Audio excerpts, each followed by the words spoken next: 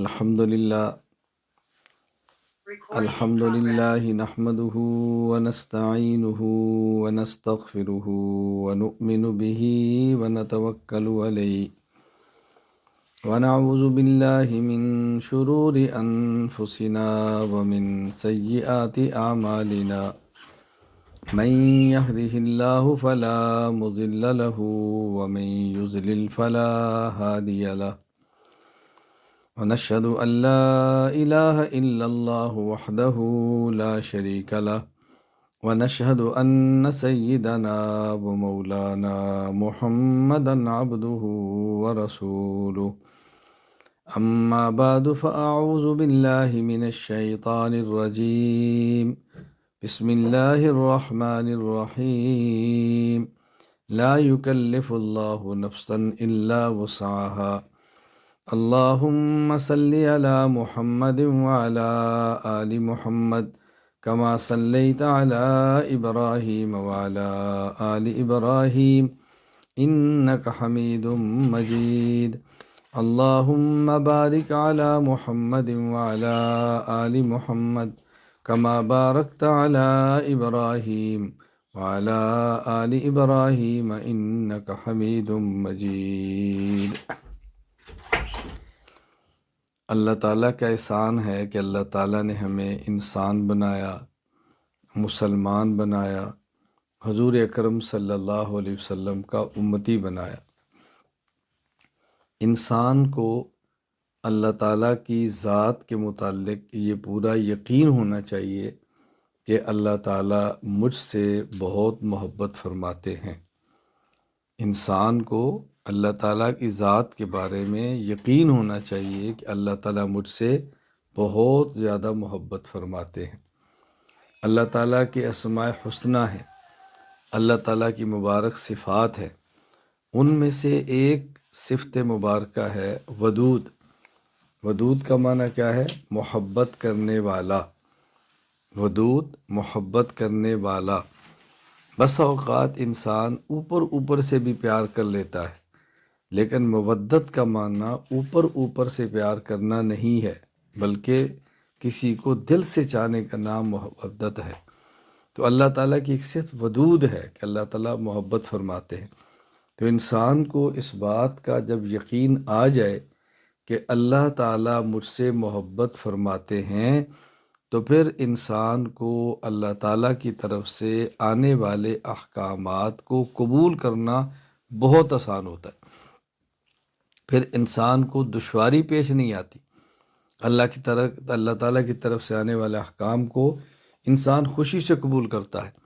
اللہ تعالیٰ کی طرف سے آنے والی پابندیوں کو انسان اپنے لیے مفید سمجھ کر قبول کرتا ہے۔ ذرہ برابر بھی انسان کو پھر تکلیف نہیں ہوتی۔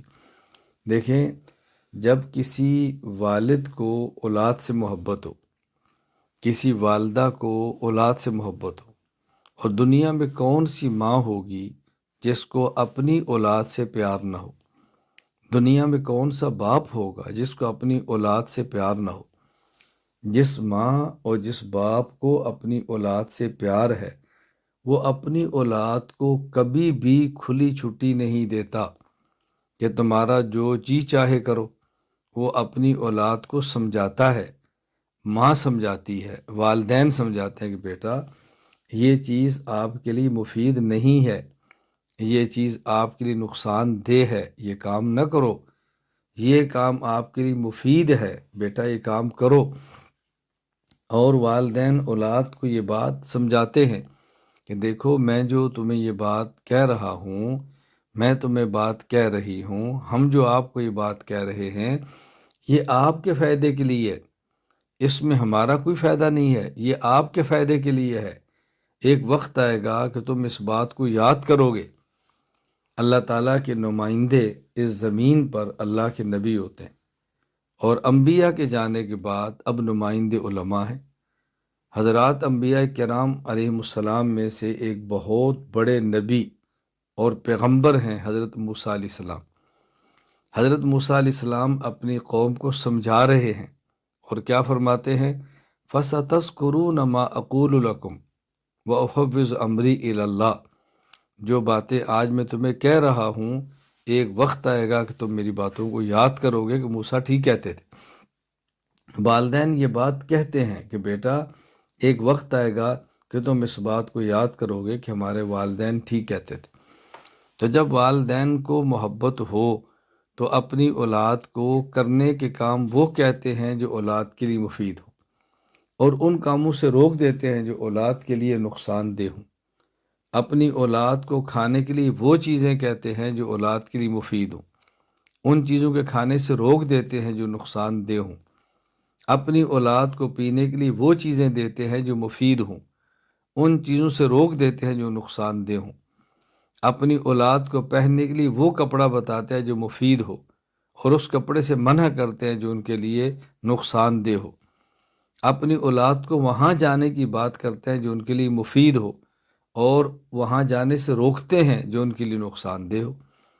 اور جب اولاد کو یقین ہو جائے کہ ہمارے ماں باپ کو ہم سے پیار ہے، اور ہمارے ماں باپ ہم سے مخلص ہیں، اور اس کے ساتھ ساتھ ہمارے ماں باپ کے پاس علم بھی ہے، ہمارے ماں باپ سمجھدار بھی ہیں، تو پھر اولاد اپنے ماں باپ کی بات کو قبول کرتے ہیں۔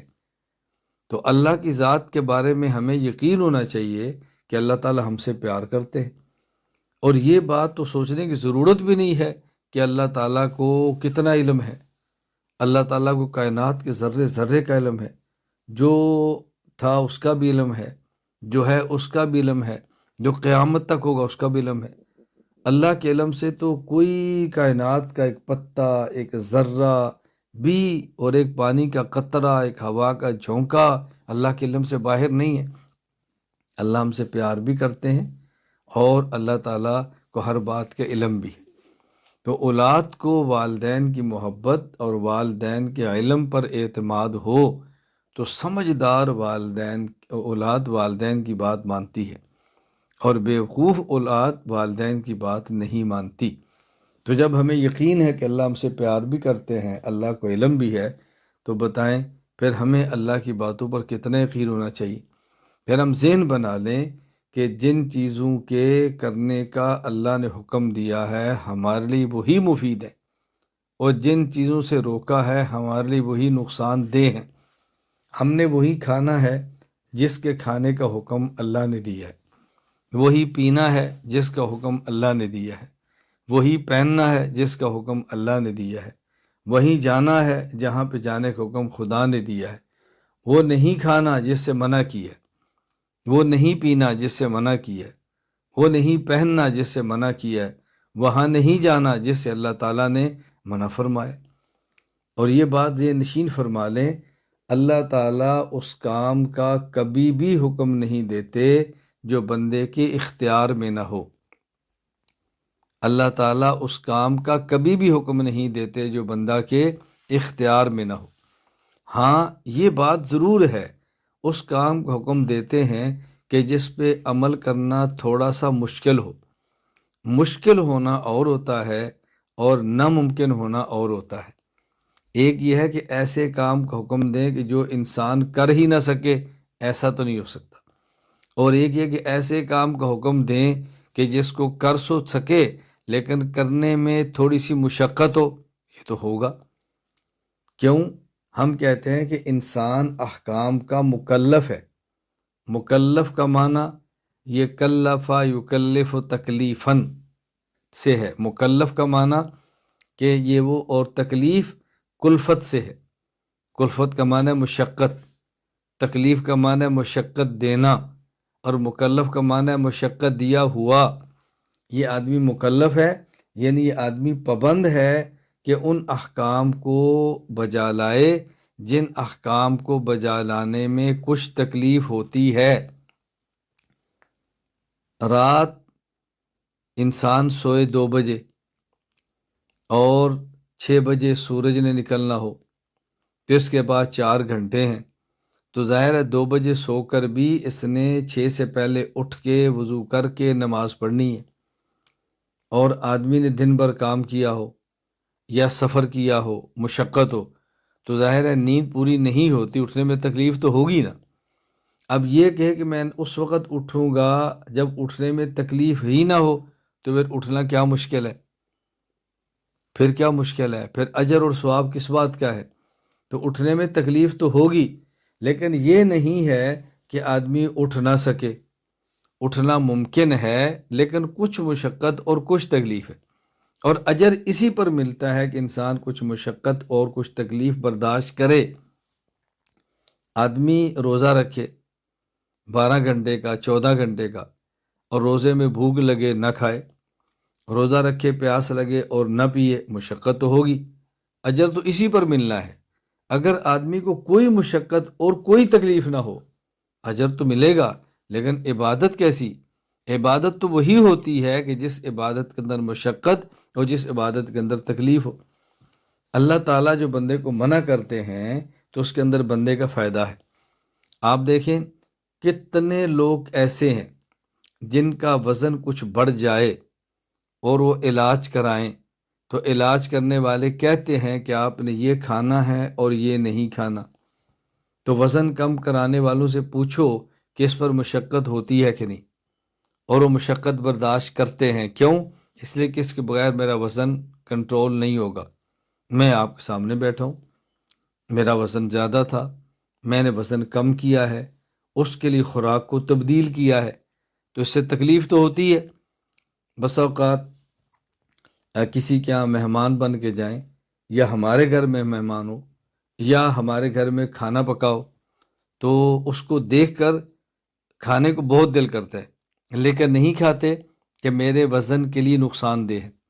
تو میں بسا اوقات مزاح میں اپنے گھر والوں کو اور اپنے دوست احباب سے کہتا ہوں کہ یہ جو میرے سامنے میرے پسند کا کھانا پڑا ہوا ہے، اس کو آپ کھا رہے ہیں اور میں نہیں کھا رہا، اس سے جلن پیدا ہوتی ہے، اور جب جلن پیدا ہو تو اس سے چربی پگھلتی ہے۔ تو میں مزاح میں کہتا ہوں بھی یہ جو ہماری چربی پگھل رہی ہے، یہ جل جل کے پگھل رہی ہے کہ آپ کھا رہے ہیں اور ہم دیکھ رہے ہیں۔ گزشتہ کل کی بات ہے، اب بچے نے سبق سے فارغ ہوا، ناشتے کا وقت تھا، تو اب اس کی امی نے، اب بتاؤ، دیسی گھی میں خالص گندم کا پراٹھا اور ساتھ دیسی انڈا، تو میں بیٹے کے قریب بیٹھ گیا اور میں نے تھوڑا سا لے لیا۔ میں نے کہا اس کو دیکھ کر میرے اندر کیا ہو رہا ہے میں تجھے بتا نہیں سکتا۔ ابو کیا ہو رہا ہے؟ میں نے کہا تجھے نہیں میں بتا سکتا کیا ہو رہا ہے۔ تو اس کی امی کہنے لگی دیکھو یہ روزانہ اس طرح دیسی گھی کے 2 پراٹھے کھاتے تھے، اور آج یہ اس کو چکھ بھی نہیں رہے۔ کیوں؟ میں نے وزن کنٹرول کرنے۔ بندے کی عمر ہوتی ہے نا، ایک عمر میں انسان ایک جگ دودھ پی جائے تب بھی نہیں ہوتا، ایک عمر میں ایک کپ دودھ پیے تب بھی مسئلہ بنتا ہے۔ تو میں صرف یہ بات سمجھا رہا ہوں، اگر کوئی آدمی شوگر کا مریض ہو اور اس کو پرہیز کرنی پڑے، تو شوگر کا معالج یہ کہتا ہے کہ آپ نے فلاں چیز نہیں کھانی، شوگر بڑھ جائے گی، فلاں چیز کھانی ہے، اس سے شوگر پہ قابو ہوگا، تو شوگر کا مریض کیسے اس کا علاج کرتا ہے؟ اس کی بھی مثال میں آپ کے سامنے بیٹھا ہوں۔ یعنی آپ اندازہ فرمائیں کہ مجھے 2018 میں ہارٹ اٹیک ہوا۔ کیوں ہوا؟ مجھے نہیں پتا تھا، میں جانتا ہی نہیں تھا شوگر ہوتی کیا ہے، یعنی بیماری تھی لیکن پتہ ہی نہیں تھا کہ شوگر کیا ہوتی ہے، یہ شوگر کیا مسئلہ ہوتا ہے۔ وہ اس وقت پتہ چلا کہ جب دل کا اٹیک ہوا، اور خاموش اٹیک، جس کو وہ لوگ کہتے ہیں سائلنٹ خاموش اٹیک، یعنی شوگر کے مریض کو جو دل کا اٹیک ہوتا ہے وہ بندے کی جان ختم کر دیتا ہے، لیکن درد نہیں ہوتی بظاہر، وہ شوگر کی وجہ سے۔ خیر، میں اب لمبی داستان اس پہ نہیں سناتا، اللہ نے کیسے کرم کیا اور میں بچ گیا۔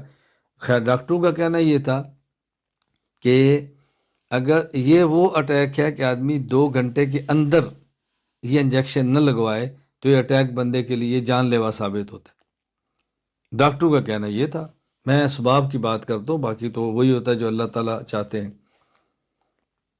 مجھے ایک بار سرگودا گھر میں، غالباً جمعرات تھی، تو شہر کی جگہ میں درس قرآن تھا، میں درس قرآن کے لیے گیا، تو مجھے عجیب سی نا تکلیف محسوس، درد نہیں ہو رہی، تکلیف سی ہو رہی ہے، اور یہ جو بازو کے حصے ہیں کندھے سے لے کر کونیوں تک، اس میں ایسے لگ رہا ہے جیسے جان نہیں ہے۔ تو میزبان نے مجھے شہر کہا کہ آپ بوتل پی لیں، میں نے کہا میرا دل نہیں کر رہا۔ کھانا کھائیں گے؟ میں نے کہا بس طبیعت نہیں ہو رہی، میرا اپنا بیان کریں۔ مغرب کی نماز کے لیے کھڑا ہوا تو بڑی مشکل سے میں نے نماز مکمل کی۔ نماز کے بعد درس دینا شروع کیا تو زیادہ سے زیادہ 10 منٹ درس دیا ہوگا، تو میں نے کہا مجھے ہمت نہیں ہو رہی، بس دعا کر لیں۔ اس کے بعد میں گھر چلا گیا۔ اب مجھے پتہ ہی نہیں کہ مجھے دل کا اٹیک ہے، مجھے پتہ ہی نہیں کہ مجھے مسئلہ کیا ہے۔ گھر گیا، جا کر سو گیا، وہ کیفیت ختم ہو گئی۔ دوسرے دن صبح میں نے جمعہ پڑھایا، جمعے کے بعد پہنچا، پھر یہ کیفیت شروع ہو گئی۔ اچھا، آپ اندازہ فرمائیں کہ جہالت کیسی عجیب بیماری ہوتی ہے، دنیا میں ہو یا دین میں ہو، جہالت کتنی بڑی بیماری ہوتی ہے۔ تو میں نے چاول بنوائے ہوئے تھے کہ چاول لائیں، اس کے بعد میں نے کہا یہ فلانی بوتل ساتھ لائیں، میں نے پوری بوتل ٹھنڈی پی۔ اب یہ وہ چیزیں ہیں جو زہر ہیں شوگر کے لیے۔ خدا کی شان، تھوڑی دیر بعد کیفیت پھر ٹھیک ہو گئی، پھر ٹھیک ہو گئی۔ ایک جمعے کا درس بھی ہو گیا، بیان بھی ہو گیا، شام کو درس بھی ہوگا۔ میرا اس کے بعد سفر تھا باہر کا، غالباً یہ قطر یا عمان کا سفر تھا۔ تو میں سرگودا سے ملتان گیا، رات میں نے وہاں ٹھہرنا تھا، رات سویا تو صبح پھر تکلیف شروع ہو گئی۔ میں منہ کے بل لیٹ گیا تو گھر والوں نے کہا کسی ڈاکٹر کو چیک کرا لیں۔ میں نے کہا کوئی ہو جائے گا، کوئی مسئلہ ٹھیک ہو جائے گا، اللہ تعالیٰ کا کرم ہے، اللہ کا فضل ہے کہ اللہ تعالیٰ نے مجھے اعصابی قوت عطا فرمائی ہے۔ تو میں نے کہا نہیں، گھر والے نے کہا نہیں آپ اتنی مشقت برداشت نہ کریں، کوئی مسئلہ ہے۔ میں نے کہا ہو جائے گا۔ تھوڑی دیر بعد کیفیت پھر ٹھیک ہو گئی۔ اس کے بعد صبح مجلس تھی، ذکر تھا، ناشتہ تھا۔ جب ناشتہ ہوا پھر وہ کیفیت شروع ہوگی، بہت شدید قسم کی۔ تو میں نے ان سے کہا کوئی ڈاکٹر ہے تو میری فون پہ بات کراؤ۔ ڈاکٹر صاحب سے بات کی تو اس نے کہا مجھے آپ تک آنے میں نا 20 منٹ لگیں گے، تو میں انشاءاللہ آ کے دیکھ لیتا ہوں۔ میری غالباً 1.5 یا 2 گھنٹے بعد فلائٹ ملتان سے کراچی کی تھی، پھر کراچی سے آگے باہر کی تھی۔ تو میں نے کہا ڈاکٹر صاحب کو آنے میں دیر لگے گی تو ایسا نہ ہو کہ جہاز رہ جائے، تو کوئی قریب ہسپتال ہے تو مجھے وہاں لے جاؤ۔ تو میں ہسپتال اس وجہ سے نہیں جا رہا کہ مجھے دل کا اٹیک ہوا ہے، یہ مجھے نہیں پتا، میں اس لیے جا رہا ہوں کہ کہیں میرا جہاز نہ رہ جائے۔ تو خیر میں نے ڈرائیور سے کہا بھی گاڑی دوڑاؤ اور جلدی اسپتال پہنچو۔ ڈرائیور نے گاڑی دوڑائی اور نے کہا یہ قریب ایک اسپتال ہے وہاں جائیں۔ اچھا، جب قریب اسپتال ہم پہنچے تو اللہ کی شان وہ اسپتال کارڈیالوجی کا تھا، وہ دل کا تھا۔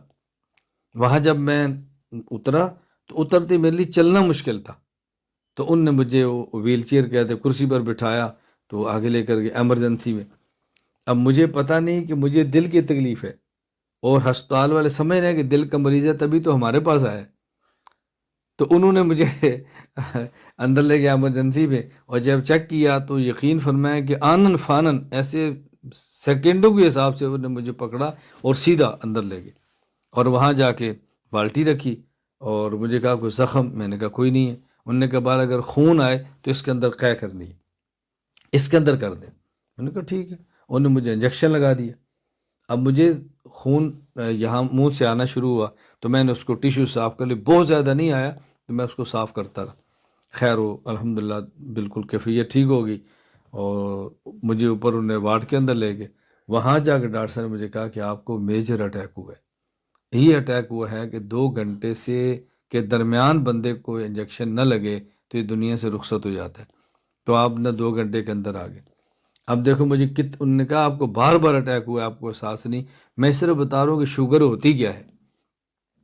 تو پھر انہوں نے مجھے کہا جی آپ کو یہاں پہ 24 اور 24 48 اور 24 72 گھنٹے آپ کو اسپتال میں رہنا پڑے گا، کہ بیڈ سے نیچے نہ اتریں، فلاں چیز کھائیں، فلاں کھائیں۔ میں نے بڑی مشکل سے 48 گھنٹے گزارے۔ میں نے کہا مجھے آپ نہ اجازت دے دیں، میں چلتا ہوں، اتنی زیادہ دیر تک میرے لیے یہاں بیٹھنا بہت مشکل ہے۔ خیر لوگ بھی بہت آنے شروع ہو گئے، تو ڈاکٹر صاحب نے کہا ٹھیک ہے چلے جائیں۔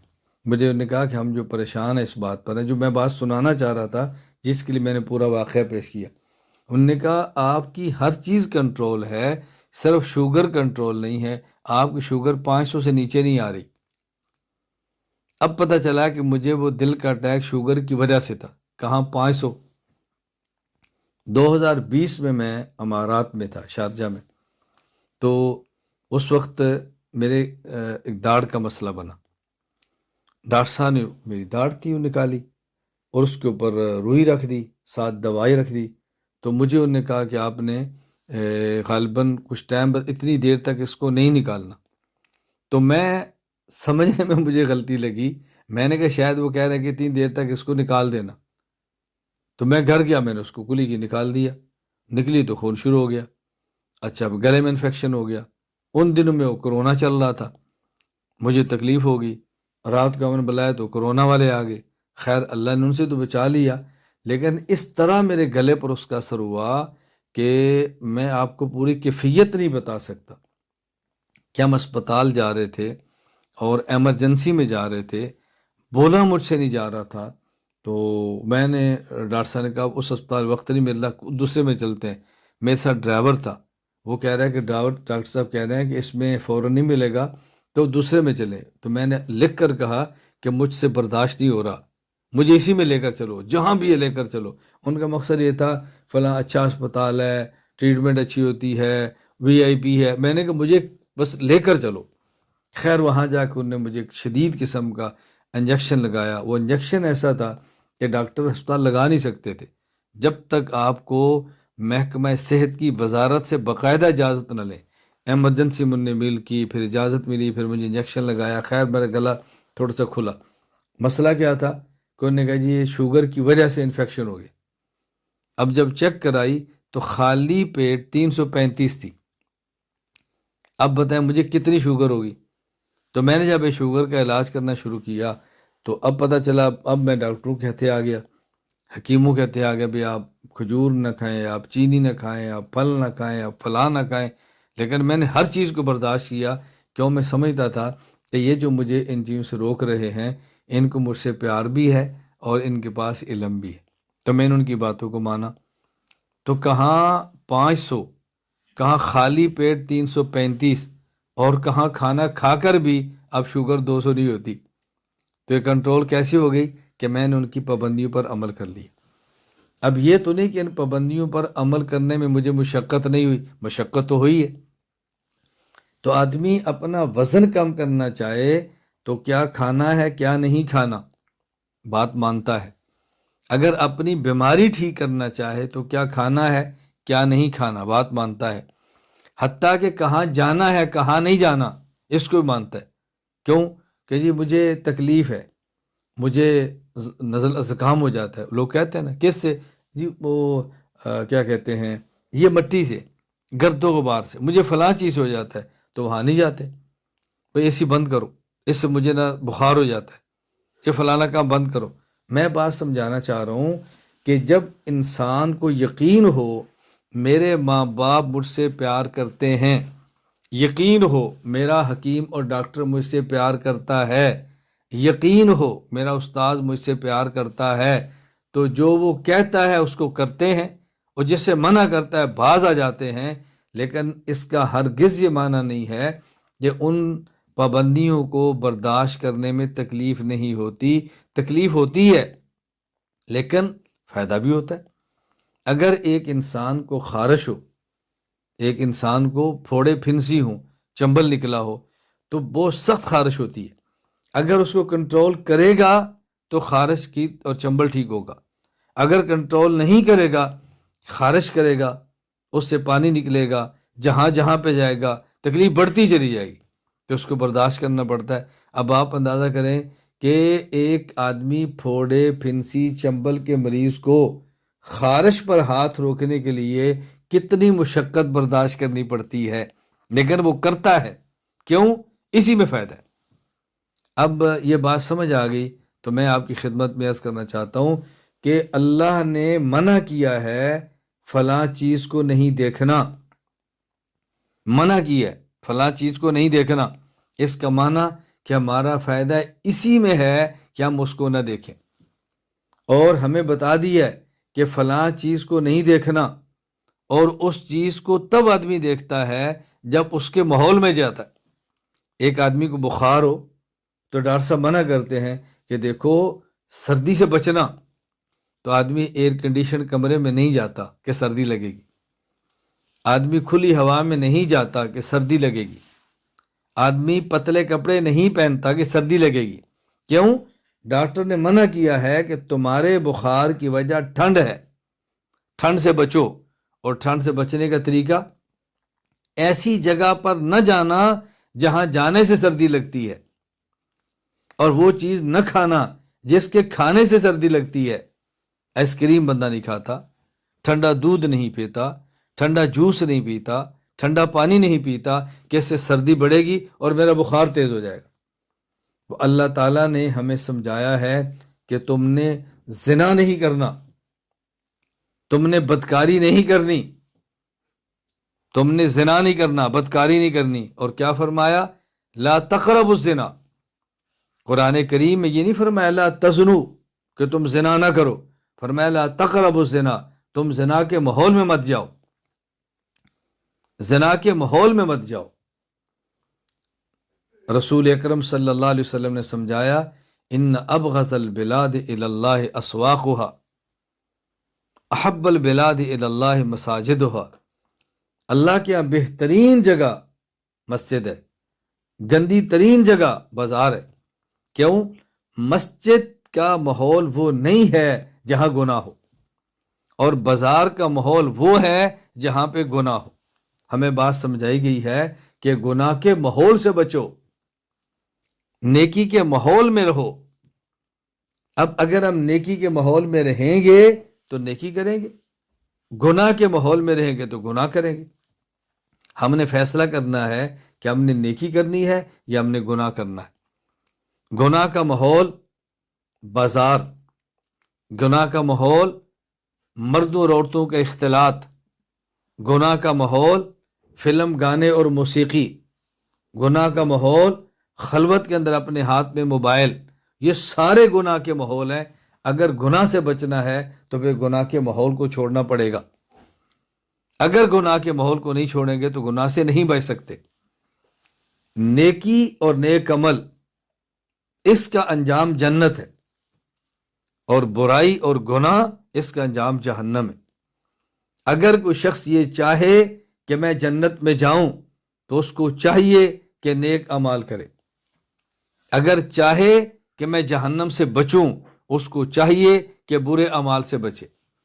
نیک اعمال انسان کو جنت تک لے کر جاتے ہیں اور برے اعمال انسان کو جہنم تک لے کر جاتے۔ میں آپ تمام حضرات کو، تمام خواتین کو، تمام بھائیوں کو، تمام بہنوں کو، تمام بیٹوں کو اور تمام بیٹیوں کو اللہ کا واسطہ دے کر کہتا ہوں اپنے آپ کو گناہ کے ماحول سے بچا لو۔ خدا کا واسطہ دے کر کہتا ہوں اپنے آپ کو گناہ کے ماحول سے بچا لو۔ میں جو باتیں کہہ رہا ہوں ایک وقت آئے گا کہ آپ ان باتوں کو یاد کرو گے۔ یہ ٹھیک روتا تھا، اتنے حضرات اور خواتین کا مجھ سے اصلاحی اور بیعت کا تعلق ہے، اور ہر کسی کا رونا ایک ہی ہے۔ بعض ایسے ہیں کہ اپنا رونا رو لیتے ہیں، اور بعض ایسے ہیں کہ اپنا رونا نہیں روتے، بتاتے نہیں ہیں، بتاتے نہیں، چھپاتے ہیں اپنے جرائم کو، چھپاتے ہیں، اور بعض بتا دیتے ہیں۔ لیکن جس نے بھی مجھے اپنا جرم بتایا ہے اس نے یہی کہا ہے کہ مجھ سے گناہ نہیں چھوٹ رہے۔ کوئی کہہ رہا ہے بد نظری نہیں چھوٹ رہی، کوئی کہہ رہا ہے میں ہاتھ سے گناہ کر لیتا ہوں، کوئی کہہ رہا ہے میں خلوت سے گناہ کر لیتا ہوں، کوئی کہہ رہا ہے میں گانے سن لیتا ہوں، کوئی کہہ رہا ہے میں فلانا کام کر لیتا ہوں۔ اور میں آگے سے ایک ہی جواب دیتا ہوں کہ بلا ضرورت موبائل کا استعمال چھوڑ دیں، بلا ضرورت موبائل کا استعمال چھوڑ دیں۔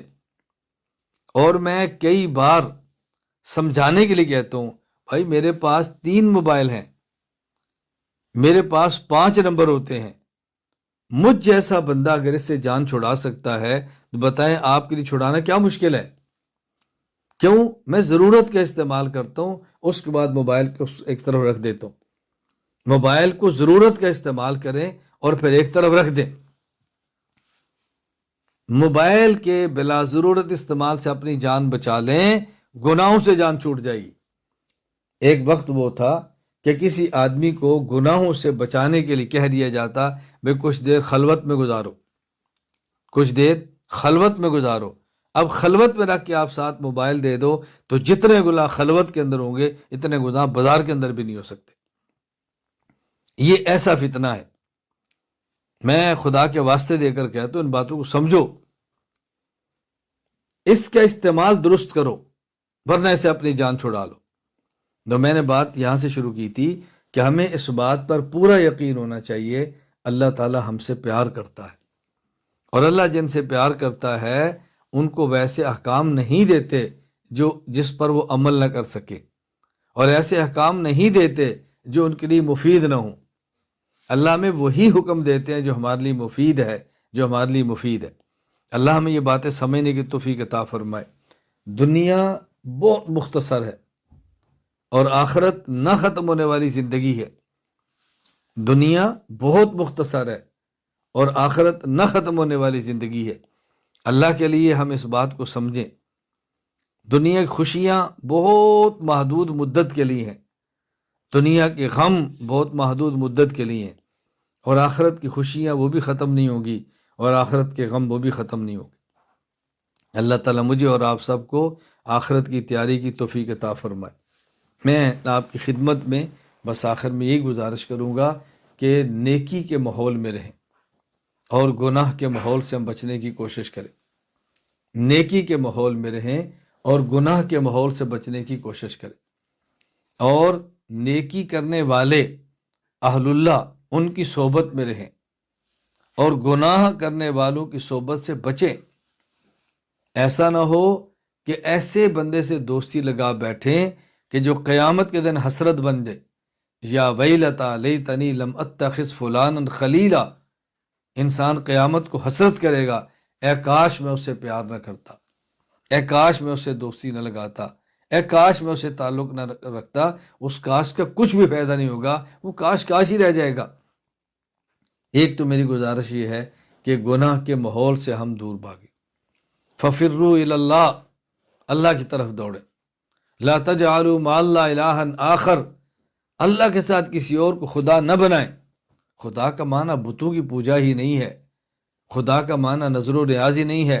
افرأیت من اتخذ الہہ ہوا، اللہ فرماتا ہے کتنے وہ لوگ ہیں جنہوں نے اپنی خواہش کو خدا بنایا ہوا ہے۔ بس وہی کہنا جو ان کی خواہش میں آتا ہے، وہی ہے جو خواہش ہے۔ خواہش کو معبود مت بنائیں، اپنی خواہشات کو قابو کریں، اپنی خواہشات کو روکیں۔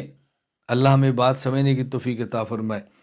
ایک میں بار بار گزارش کروں گا، گناہوں کے ماحول سے ہم خود کو بچائیں، نیکی کے ماحول میں رہیں، اور دوسرا اللہ تعالیٰ جتنی توفیق عطا فرمائے اپنا وقت عبادات میں گزارے۔ جب تھوڑا وقت گزرے، جب تھوڑا وقت ملے نوافل پڑھیں، جب تھوڑا وقت ملے تلاوت کرے، جب تھوڑا وقت ملے اللہ کا ذکر کرے، جب تھوڑا وقت ملے استغفار کریں، جب تھوڑا وقت ملے رسول اکرم صلی اللہ علیہ وسلم پر صلاۃ و سلام پیش کریں، درود پاک پڑھیں۔ جب وقت ملے اپنی زبان کو اللہ کے نام سے تر و تازہ رکھیں، اپنی زبان کو اللہ کے ذکر سے ہر وقت تر و تازہ رکھیں، جب وقت ملے اس کا اہتمام کریں، سیرت کی باتیں کریں، صحابہ کرام کا تذکرہ کریں، اپنے والدین سے باتیں کریں، اپنے اساتذہ سے باتیں کریں، اچھی باتیں کریں۔ جب بھی وقت ملے خود کو اچھے کاموں پر لگائیں۔ اور نمبر 3، اللہ تعالیٰ جو وقت عطا فرمائے اس میں دین کا علم سیکھیں، دین کا علم پڑھیں، شریعت کو پڑھیں، کتاب کا مطالعہ کریں۔ کتاب کا آج بہت بڑی بیماری یہ پیدا ہو رہی ہے کہ ہم نے اپنے علم کے لیے گوگل کو استعمال کیا۔ ہم فتویٰ گوگل سے پوچھتے ہیں، مسئلہ گوگل سے پوچھتے ہیں۔ انٹرنیٹ پہ جائیں، میں منع نہیں کر رہا، لیکن کہاں جائیں یہ دیکھنا ضروری ہے۔ جب ہماری اہل حق کی کتب موجود ہیں، اہل حق کی کتابیں موجود ہیں، اہل حق علماء موجود ہیں، پھر براہ راست عالم سے پوچھیں، براہ راست اہل حق علماء کی کتابوں سے دیکھیں۔ کہیں عالم نہ ملے، کہیں اہل حق کی کتاب نہ ملے تو پھر آپ گوگل پہ سرچ کر لیں، اہل حق علماء کو دیکھیں۔ وہاں بھی ہر کسی کو مت سنیں، ہر کسی کی بات مت سنیں، ہر کسی کو مت پڑھیں، اس کا بہت زیادہ خیال فرمائیں۔ اپنے وقت کو علم کے اندر لگائیں۔ گزشتہ کل آسٹریلیا سے مجھے ایک ہمارے شاگرد بھی ہیں، مرید بھی ہیں، ان کا فون تھا، اور یہی ان کی پریشانی تھی کہ میں بہت فکر مند ہوں، میری بڑی خواہش ہے لیکن بہت کوتاہی ہوتی ہے۔ میں نے کہا بیٹا ترجیحات کا تعین کرو، پھر کوتاہی نہیں ہوتی۔ یہ فیصلہ کرو کہ ہم نے کیا کرنا ہے، پھر کوتاہی نہیں ہوتی۔ کوتاہی تب ہوتی ہے کہ جب ہم فیصلہ نہیں کرتے کہ ہم نے کیا کرنا ہے، کبھی یہ کر لیا، کبھی یہ کر لیا، کبھی یہ کر لیا۔ فیصلے کرو کہ ہم نے کیا کرنا ہے، پھر آپ کا وقت صحیح جگہ پہ خرچ ہوگا، آپ کا پیسہ صحیح جگہ پہ خرچ ہوگا، آپ کی جان صحیح جگہ پہ لگے گی، اور جب ترجیحات کا تعین نہیں کریں گے پھر ذلیل اور خوار ہوتے رہیں گے۔ اللہ تعالیٰ مجھے اور آپ سب کو عمل کرنے کی توفیق عطا فرمائے، اللہ میں آخرت کی تیاری کی توفیق عطا فرمائے، اللہ اپنی مزید محبت عطا فرمائے، اللہ اپنے سے محبت کرنے والوں کی محبت عطا فرمائے، اللہ تعالیٰ ہم سب کو نیک اعمال کرنے کی توفیق عطا فرمائے۔ میں بارہا یہ بات سمجھایا کرتا ہوں کہ ہمارے ہاں جو بھی تسبیحات ہیں وہ بہت آسان ہیں اور طریقہ بہت آسان ہے، صرف 4 تسبیحات ہیں جس کا آپ نے اہتمام کرنا ہے۔ 100 مرتبہ لا الہ الا اللہ، اور ایک بار شروع میں آخر میں پڑھ لیا کریں محمد الرسول اللہ صلی اللہ تعالی علیہ وعلی آلہ وصحابہ وبارک وسلم، اور 100 مرتبہ استغفر اللہ استغفر اللہ استغفر اللہ۔ شروع میں ایک بار پڑھ لیں استغفر اللہ ربی من کل ذنب واتوب الیہ، اور ایک بار آخر میں پڑھ لیں استغفر اللہ ربی من کل ذنب واتوب الیہ۔ درود شریف ایک بار مکمل پڑھ لیں نماز والا، پھر صلی اللہ علیہ وسلم 100 بار پڑھیں، اور آخر میں پڑھ لیں صلی اللہ علی النبی الامی الکریم، اور آخر میں اللہ تعالیٰ کے اسم ذات 100 بار پڑھ لیں اللہ اللہ اللہ۔ کتنا مختصر ہے، آپ اس کو پابندی کے ساتھ کریں، ایک وقت طے کر لیں بہت اچھا، ایک وقت طے نہ ہو جب چاہیں کر لیں، باوضو ہوں بہت اچھا، ورنہ بے وضو کر لیں، مسجد یا گھر میں کریں بہت اچھا، وگرنہ چلتے پھرتے کر لیں، جیسے بھی یہ کریں، لیکن اس کا ناغہ نہ کریں۔ اس ذکر کی مثال ذکر روح کی غذا ہے، ذکر روح کی غذا ہے۔ اس ذکر روح کی غذا کی مثال ایسے ہے جیسے کھانا یہ انسان کے جسم کی غذا ہے۔ آدمی کو چاہیے کہ دسترخوان لگا کے آرام کے ساتھ ہاتھ دھو کے بیٹھ کے سلیقے کے ساتھ کھائے، لیکن کتنے لوگ ہیں کہ جن کی مجبوری ہوتی ہے تو وہ لے لیتے ہیں اور کہتے ہیں جی راستے میں کھا لیں گے، گاڑی میں بیٹھے بیٹھے کھا لیں گے، دفتر میں پہنچ کے کھا لیں گے، اور کام بھی کرتے رہیں گے ساتھ کھاتے بھی رہیں گے، کمپیوٹر پہ کام بھی کر رہے ہیں ساتھ اپنا کھانا بھی کھا رہے ہیں، تو معدہ تو اس سے بھی بھر جاتا ہے نا، ضرورت اس سے بھی پوری ہو جاتی ہے۔ ایسا تو نہیں ہے کہ آدمی کمپیوٹر چلاتے چلاتے کھائے تو معدہ نہ بھرے، آدمی گاڑی چلاتا رہے ایک کہاں سے کھاتا رہے اور معدہ نہ فولو ہو جاتا ہے۔ اسی طرح ذکر اللہ ہے، اگر نہیں کر سکے، کالج جا رہے ہیں، سکول جا رہے ہیں، دفتر جا رہے ہیں، مدرسہ جا رہے ہیں، کہیں جا رہے ہیں، راستے میں اپنا ذکر پورا کر لیں، بس ناغہ نہیں ہونا چاہیے۔ اس کا بہت زیادہ اہتمام فرمائیں۔